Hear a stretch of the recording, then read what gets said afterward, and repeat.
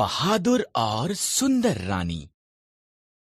Esther फारस की रानी थी, यहाँ तक कि उसका पति राजा क्षयर्ष उसके रहस्य को नहीं जानता था। एस्तेर यहूदी थी। एस्तेर का रिश्तेदार मोर्दकै महल में कार्य करता था और उसकी देखभाल भी करता था।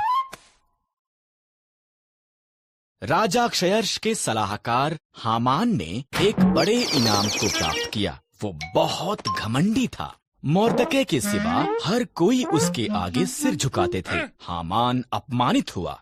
उसने मोर्दकै और सभी यहूदियों को मारने की प्रतिज्ञा की।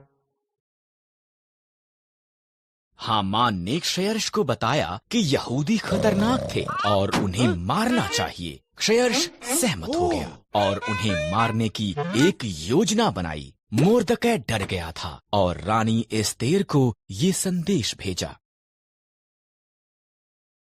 राजा के मन को बदल।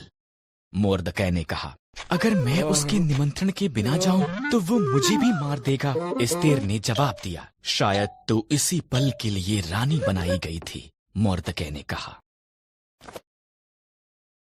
एस्तेर साहस के साथ ये प्रयास करने के लिए सहमत हुई। वो सिंहासन के कमरे में गई। राजा क्षयर्ष उसकी सुंदरता से चकित हुआ और उसे अंदर निमंत्रण दिया। क्या हम हामान के साथ रात का खाना खा सकते हैं? उसने पूछा।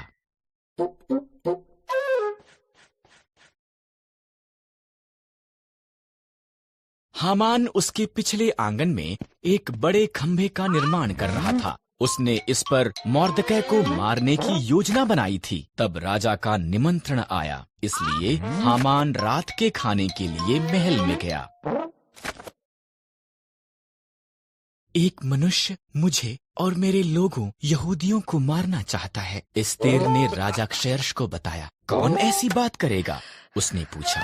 दुष्ट हामान। एस्तेर रोई। हामान, सिपाहियों, उसे मार दो।